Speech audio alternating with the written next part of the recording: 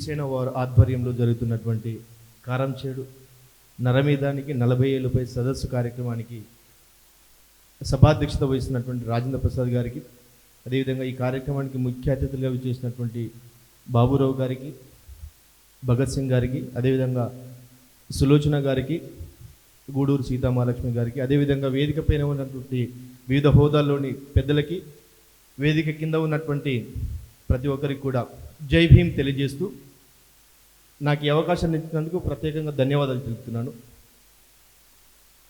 ఈ నరమేధానికి 40 సంవత్సరాలు, నా వయసు కూడా 40 సంవత్సరాలు.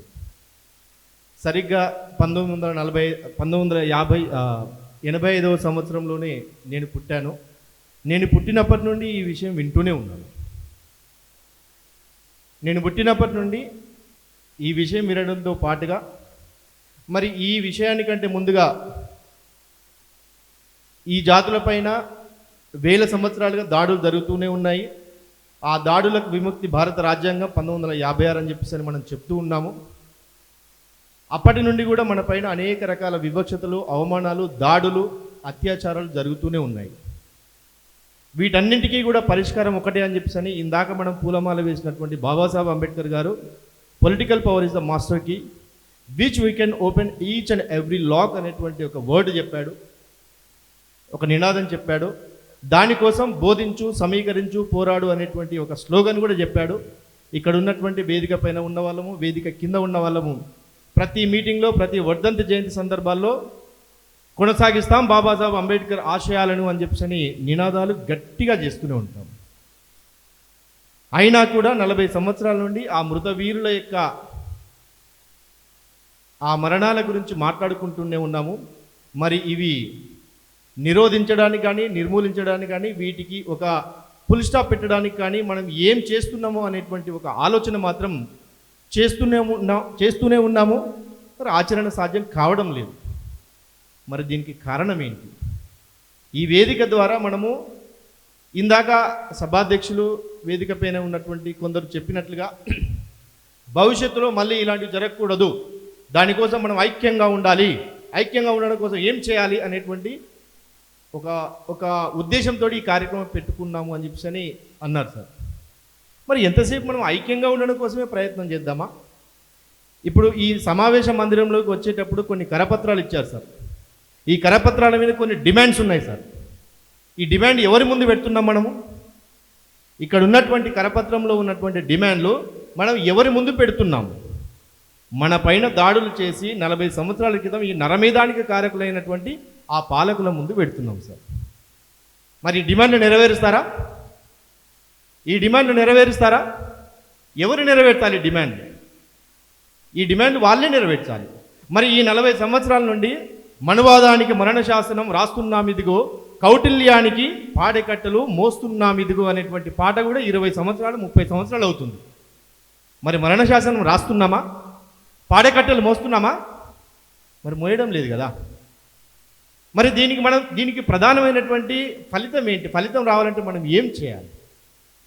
మరి ఈ 40 సంవత్సరాలు కూడా ఈ మనవాద పార్టీలకి మనం ఓట్లేస్తున్నాం కదా, ఈ మనవాద పార్టీలకి మనం పాలకులుగా వాళ్ళని తయారు చేస్తున్నాం కదా. మరి ఓట్లు మనం వాళ్ళకేస్తూ, డిమాండ్లు వాళ్ళ ముందే పెడుతూ మన సమాజానికి ఏ రకమైనటువంటి భరోసాను, భవిష్యత్తును మనం ఇస్తున్నాం? ఇది మనం ఆలోచించుకోవాల్సినటువంటి అవసరం. మీకంటే ఇక్కడ ఉన్న వాళ్ళందరికంటే కూడా వయసులో నేను చిన్నవాడిని.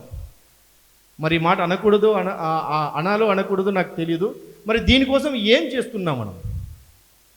Dragging on life somehow, living like a crew for 1000 years, it is not the worthy of the life to be live in the society. Our life can be immortal, our life can be immoral అని చెప్పేసి అన్నాడు బాబాసాహెబ్ అంబేద్కర్ అన్నాడు. జీవితం ఏదోలాగా కొనసాగించడం, కాకిలాగా 1000 ఏళ్ళు బతకడము, ఇది కాదు జీవితానికి సార్థకత. మన జీవితానికి ఒక విలువ తెచ్చుకోవచ్చు మనమే, మన జీవితం ద్వారా, మన ఆలోచన ద్వారా. ఎందుకంటే ప్రతి ఒక్కరికి కూడా జన్మ ఒకటే ఉంటుంది కదా, మరో జన్మ అంటూ లేదని నమ్మేటువంటి వాళ్ళమే కదా ఇక్కడ ఉన్న వాళ్ళందరం కూడా. మరి ఉన్నటువంటి జీవితంలో బాబాసాహెబ్ అంబేద్కర్ గారు చెప్పినటువంటి ఆశయాల కోసం మనం ఎంతవరకు ప్రయత్నం చేస్తున్నాం? రాత్రి భగత్ సింగ్ సార్ గారితో దాదాపు ఒక 2 గంటల పాటు నిన్న ఒక 2 గంటల పాటు డిస్కషన్ చేసుకున్నాం. సార్ 46లో రాజ్యాంగం వచ్చింది, డెబ్బై దశకంలో కాంశీరామ్ గారు వచ్చారు. ఆయన చెప్పినటువంటి మాటలు ఆచార రూపంలో 84లో పార్టీ పెట్టి 90లో మనకు రాజ్యం తీసుకొచ్చాడు. మరి 90 నుండి దాని కొనసాగింపు ఎందుకు కావడం లేదు, కారణం ఏంటి సార్ అని చెప్పేసి మేము డిస్కషన్ చేసుకున్నాం. ఎవరు కూడా దాన్ని పట్టుకొని ముందుకు రావడం లేదు. ఎవరో ఒకరు వస్తారో బాబు మనం ఎదురు చూద్దామని చెప్పి అంటున్నాం. మరి ఎవరు రావాలి? ఎవరు ఈ బానిస సంఖ్యల నుండి, మనం ఇంకా బానిస సంఖ్యల నుండి 47లో స్వతంత్రం వచ్చింది, మనకు బానిసత్వం నుండి విముక్తి అయినాము అని చెప్పేసి అనుకుంటున్నాం. కానీ మన మానసిక బానిసత్వంలో నుండి ఇంకా మనం బయటికి రాలేకపోతున్నాం. మరి ఇదంతా కూడా మన సమాజానికి ఒక భరోసాని ఇవ్వాల్సినటువంటి అవసరము విద్యావంతులుగా మనందరి పైన ఉన్నది. విద్యావంతులు మాత్రమే బాబాసాహెబ్ అంబేద్కర్ చెప్పినటువంటి బోధించు, సమీకరించు, పోరాడు అనేటువంటి ఈ యొక్క స్లోగన్ ఏదైతుందో దీన్ని విద్యావంతులు మాత్రమే ముందుకు తీసుకెళ్ళగలము. మరి విద్యావంతులుగా, ఉద్యోగస్తులుగా మనం ఏం చేస్తున్నాము, ఆచరణాత్మకమైనటువంటి అంబేద్కర్ యొక్క ఆశయాలను కొనసాగడం కోసం మనం ఏ రకంగా ప్రయత్నం చేస్తున్నాము, దీనికి ఒకే ఒక కారణం సార్, ఇలాంటి దాడులు కేవలం కారం చేడు సంఘటన మనకు ఎక్స్ట్రీమ్గా కనబడుతుంది.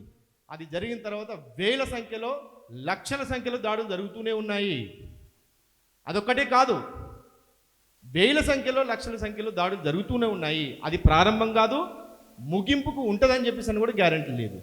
దీనికంతటి కూడా ఒకటే కారణం సార్, మనం మన స్థాయిలో మన రాజ్యాధికారం కోసం, బాబాసాహెబ్ అంబేద్కర్ చెప్పినటువంటి రాజ్యాధికారం కోసం అంకిత భావంతో, చిత్తశుద్ధితోటి ఏ రకంగా మనం ప్రయత్నాలు చేస్తున్నాము.